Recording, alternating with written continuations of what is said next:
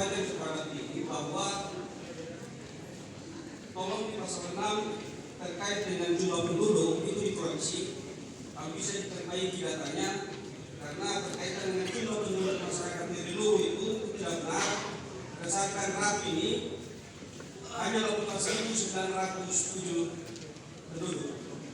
Supaya Bapak semua tahu sebagai tim rumus bahwa DPT Lu saja bersama dengan 24 dusun ketuanannya itu berjumlah sekitar 23.000 sekian.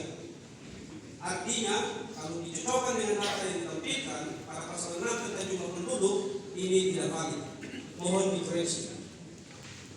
Yang kedua, bahwa berkaitan dengan proses perumusan rancangan ini, kita harap tim perumus dan pemerintah daerah melalui PMS, tolong jangan lupa bahwa proses ini harus dibuat dalam landasan yang tepat. Kenapa? Karena Perda 13 tentang negeri sampai detik ini juga belum bisa dijalankan karena belum ada landasan teknis dari pemerintah.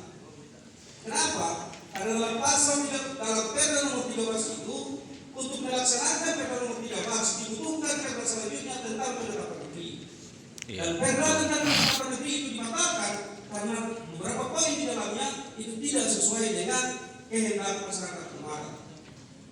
Hal ini kita mau sampaikan karena dalam pasal 4 juga dijelaskan tentang 80 desa yang ada di dalamnya. Kita mau tanya kepada tim perumus bahwa bagaimana alasan bapak-bapak tim perumus kemudian melahirkan 80 desa ini. Sedangkan dalam peta yang dibatalkan kemarin, kemudian pemerintah daerah membentuk tim identifikasi dan sampai detik ini belum ada hasil identifikasi yang menyatakan bahwa 80 desa itu adalah negeri atau desa. Itu artinya belum ada landasan bagi tim penyusun untuk memasukkan 80 desa di dalam draft ini menjadi desa yang harus dialih statuskan menjadi negeri. Yang berikutnya lagi bahwa kemudian jangan lupa Kabupaten Sakamis Nusa ini dikenal dengan sistem peralatan alatnya yaitu 3 batang air. Yang selama ini kita dalam kajian-kajian yang dilakukan oleh pemerintah daerah tidak pernah sedikit pun melibatkan batang air itu. Betul. Supaya beberapa dan tim yang perlu ketahui bahwa negeri adat ini sudah diketahui oleh batang-batang air itu. Kita Sapaleo sudah mengetahui.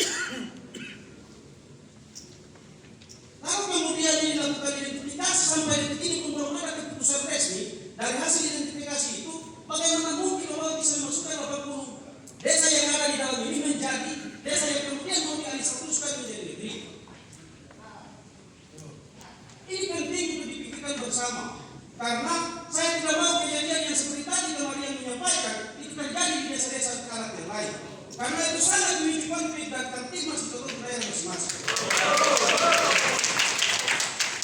Bapak-bapak tim perumus yang kita hormati, kita sangat mendukung program ini. Tapi kita juga harus mengingatkan bahwa di kota daerah ini ada lembaga-lembaga adat yang tadi itu bilang batang air. Kita Sapaleo, tolong sampai ke orang sedikit, lalu tanya mana yang punya negeri adat di mana. Karena sudah memang ada dari dulu, bukan hari ini. Saya baru SPP ini tahun 2004. Dan negeri-negeri yang ada di dalamnya itu sudah diketahui oleh seluruh lapisan masyarakat. Oleh karena itu, kita mau sampaikan sebelum kemudian perda ini disahkan, tolong diingatkan lagi.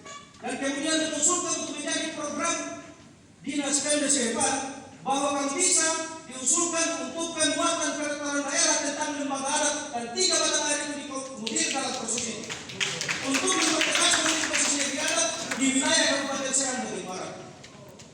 Ini penting dan selama ini kita lupakan. Sehingga pada saat ini negeri yang datang di akhir tahun 80-an bisa mengklaim diri menjadi negeri adat. Ya. Bukan mengklaim itu, tapi kondisinya memang demikian. Bapak Ibu saudara-saudara yang kita hormati, bahwa Ketut sangat menghargai itu. Ketut menghormati bahwa di negeri kita Kabupaten Serang bagian barat ada yang namanya masyarakat adat.